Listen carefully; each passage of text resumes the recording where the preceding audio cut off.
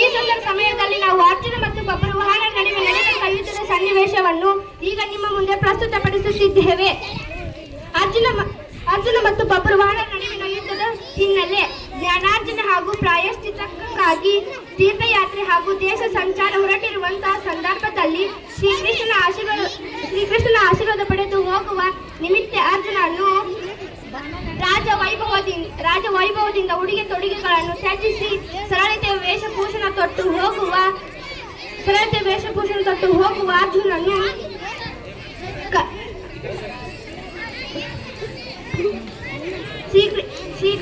ಶ್ರೀಕೃಷ್ಣನು ಕಲ್ಯಾಣ ಮಸ್ತು ಎಂದು 3 ಬಾರಿ ಆಶೀರ್ವದಿಸಿ ಕಳಿಸುತ್ತಾನೆ. ಈ ಆಶೀರ್ವಾದದ ತಾತ್ಪರ್ಯವೇ ಉಲುಚೆ ಹಾಗೂ ಚಿತ್ರಾಂಗಿಯರೊಂದಿಗೆ ವಿವಾಹ. ದೇಶ ಸಂಚಾರ ಹೊರಟಂತಹ ಅರ್ಜುನನ ಮಣಿಪುರದ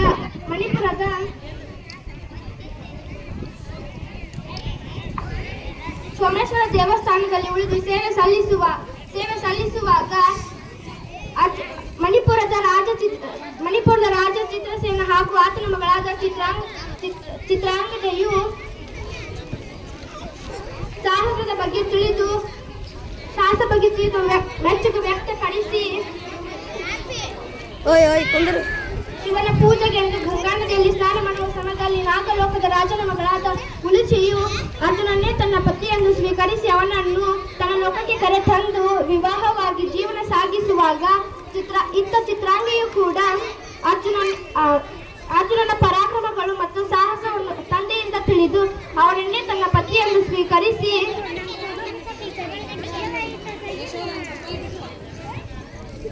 ಸೋಮೇಶ್ವರ ದೇವಸ್ಥಾನದಲ್ಲಿ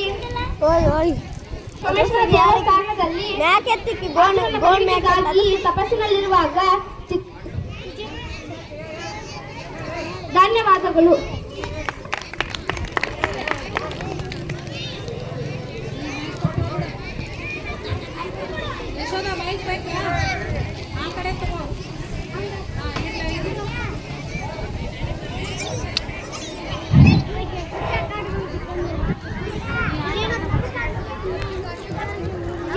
ಏನು ಪಾರ್ಥ? ಕೆಂಗಲಿನಿಂದ ಕೆಕ್ಕರಿಸಿ ನೋಡಿ ನನ್ನ ಗೆಲ್ಲಲಾರೆ. ಈಗ ಆಸಕ್ತಿ ನಿನ್ನಲ್ಲಿ ಇಲ್ಲ. ಪರಮ ಪತಿವ್ರತೆಯನ್ನು ನಿಂದಿಸಿದ ಮರುಕ್ಷಣವೇ ನಿನ್ನ ಪುಣ್ಯವೆಲ್ಲ ಉರಿದು ಹೋಗಿ ಪಾಪರ ಮುಂದೆ ನಿನ್ನ ಹೆಗಲ ಹತ್ತಿದೆ. ಅತ್ತು ನಿನ್ನ ಗಾಂಡೀವ ಹೂಡು ಪರಮೇಶ್ವರ ಕೊಟ್ಟ ನಿನ್ನ ಪಾಶುಪದಾಸ್ತ್ರ. ಶಿವನನ್ನು ಗೆದ್ದ ಶೌರ್ಯ ನನ್ನ ಭೂತಲ್ಪತಿವೆ, ಅಥವಾ ಶಿವನನ್ನೇ ಗೆದ್ದೆ ಎಂಬ ಅಹಂಕಾರ ನನ್ನಿಂದಲೇ ಮಣ್ಣಾಗಲಿ. ಅವರಿವರನ್ನು ಕೊಂದೆಂಬ ಅಹಂಕಾರದಿಂದ ಕಪ್ಪಿನ ಮೂರ್ತ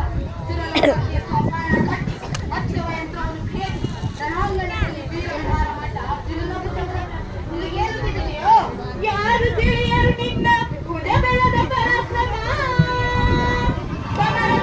ಆದಿಸಿದ ನಿನ್ನ ವಿಜಯಗಳ ಮರ್ಮ. ಎಲ್ಲದಕ್ಕೂ ಕಾರಣನು ಶ್ರೀಕೃಷ್ಣ ಪರಮಾತ್ಮ. ಹಗಲಿರಲು ಮೆರೆಯಂತೆ ತಲೆ ಕಾಯ್ದು ಕಾಪಾಡಿ ಜಯವ ತಂದಿಟ್ಟಾಯ ದುನಂದನ. ಅವನಿಲ್ಲದೆ ಬಂದು ನೀ ತೃಣಕ್ಕೆ ಸಮಾನ. ಅಸಹಾಯ ಶೂರ ನಾ ಅಕ್ಷೀಣ ಫಲನೋ, ಅರನೊಡನೆ ಹೋರಾಡಿ ಪಾಶುಪತ ಪಡೆದವನೋ. ಆಗ್ರದೋಳೆದುರಾದ ಅಲಿಗಳನ್ನು ವಿಕ್ರೈ ವ್ಯಾಘ್ರನಿವನೋ. ಉಗ್ರ ಪ್ರತಾಪಿ. ಉಗ್ರ ಪ್ರತಾಪಿ ಸಭೆಯೊಳಗೆ ದ್ರೌಪದಿಯ ಸೀರೆಯನ್ನು ಸೆಳೆಯುವಾಗ ಎಲ್ಲಿ ಅಡಗಿತ್ತು ಈ ನಿನ್ನ ಶೌರ್ಯ? ನುಪುರಂಗಗಳ ಕಟ್ಟಿನ ಕೈಯನ್ನು ನಾಟ್ಯ ಕಲಿಸಿದ ನಪುಂಸಕ ನೀನು. ಚಕ್ರವ್ಯೂಹದ ನುಗ್ಗಿದೆಯರಿಂದ ಛೇದಿಸದೆ ಗಗನನ್ನು ಬಲಿಕೊಟ್ಟ ಬೆಂಕ ನೀನು. ಗಂಡು ಬಲಿಗಳಿಗೆಲ್ಲ ಗುಂಡಿಗೆಯು ನಿನಗೆಲ್ಲ ಖಂಡಿಸದೆ ಉಳಿಸುವೆ ಹೋಗೆ ರೋಸಿ ಖಂಡಿ. ಅಡಿಗಳಿಗೆ ನುಡಿಯೋ ಮೂಢ ಪಂಡರೇ ಖಂಡಿಗೆ ಖಂಡಿಸಿದ ಖಂಡಿ ಹೊರಯುವ ಕಾಂಡಿ ಕವಿ. ಗಂಡು ಬಲಿಗಳ ಗಂಡ ಮುತ್ತಂಡ ಮಂಡಲನೋಳು ಪ್ರಚಂಡ. ಚಂಡನೋ ಪ್ರಚಂಡನೋ ಕುಂಡನೋ ನಿರ್ಧರಿಸಿದ ಗೂಡು ಮಾಡುವೆ ಮಾನವ. ಕದಲದ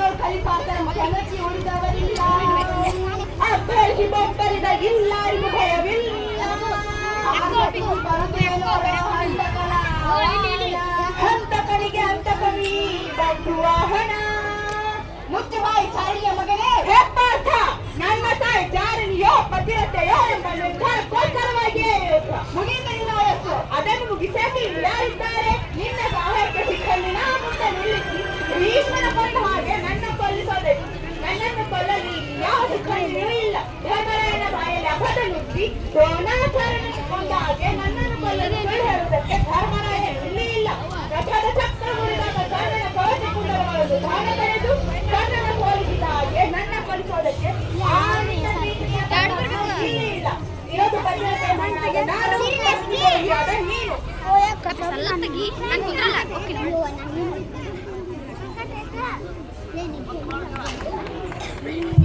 ನಿಸರ್ಗವಾದ ಅಸ್ತ್ರಗಳ ಪ್ರಯೋಗದಿಂದ ವೆಲ್ಲಕ್ಕಾರ ಹರಣ ಮಾಡಬೇಡ ವೀರ. ಅವನ ಮುಂದೆಯೇ ನಿನ್ನ ಪ್ರಾಣವನ್ನು ಅವನ ಪಾದಾರವಿಂದಗಳಲ್ಲೇ ನಿನ್ನ ಪ್ರಾಣವನ್ನು ಅರ್ಪಿಸುತ್ತೇನೆ. ಹಾರಿಸು ಕೂಗಿಯದನಂತನ ಎಂದು ಬೇಕಿಲ್ಲ. ಈ ಅಹಂಕಾರದಿಂದಲೇ ನೀ ಅವನನ್ನು ಬಿಟ್ಟು ಬಂದೆಯಾ? ಅವನ ಸಹಾಯ ನಿನಗೆ ಬೇಕಿಲ್ಲವೇ? ದೈವವನ್ನು ಮನಸ್ಸಿಗೆ ಮುಟ್ಟಿವೆ ಸಗಿರಿ ಇಲ್ಲಿಂದ ಇಬ್ರು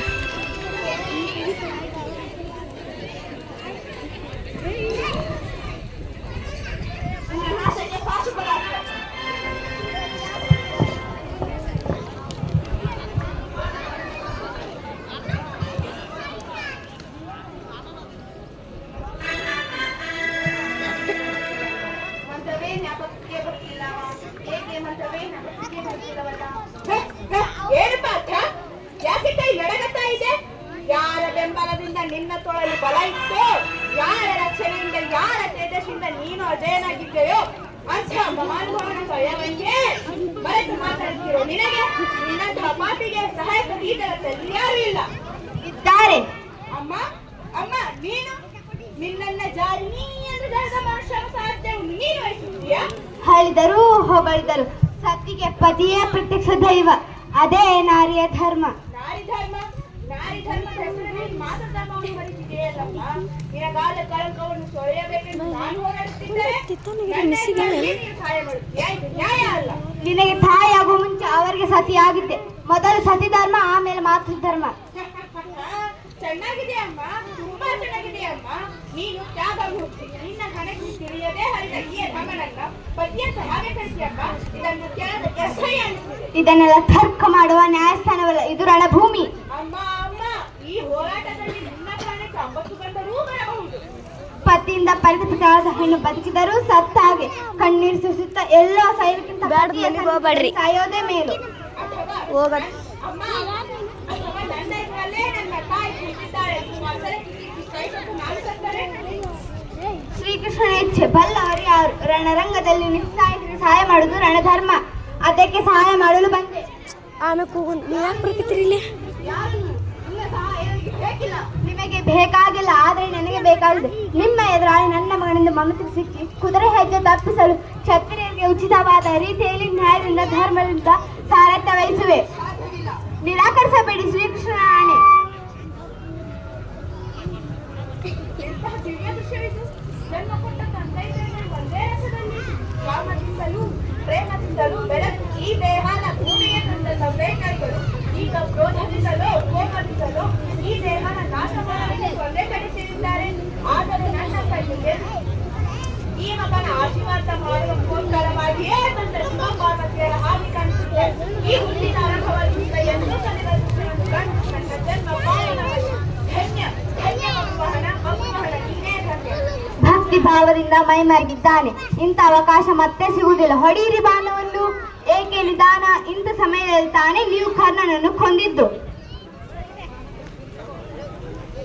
ಕುಮಾರ,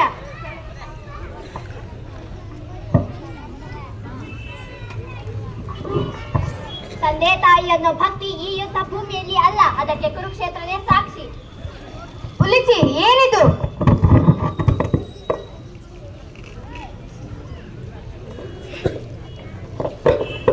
ಪತಿವ್ರತೆಯಾದ ನೀನು ಪತಿಯ ಸಾರಥಿ, ಪುತ್ರ ಪ್ರೇಮಿಯಾದ ನಾನು ಪುತ್ರನಿಗೆ ಸಾರಥಿ. ನಡೀಲಿ ಈ ಪಿತಾ ಪುತ್ರರ ಯುದ್ಧ.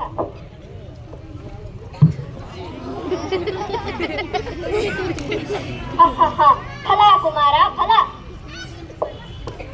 ಈ ಅಸ್ತ್ರಗಳಿಂದ ಏನೂ ಪ್ರಯೋಜನವಿಲ್ಲ ಕುಮಾರ.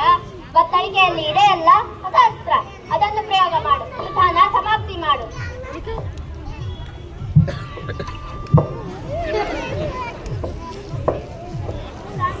ಪ್ರಾಣೇಶ್ವರ ಪ್ರಾಣೇಶ್ವರ ಪ್ರಾಣೇಶ್ವರ ಪ್ರಾಣಿ ಕೃಷ್ಣ ವಾಸುದೇವ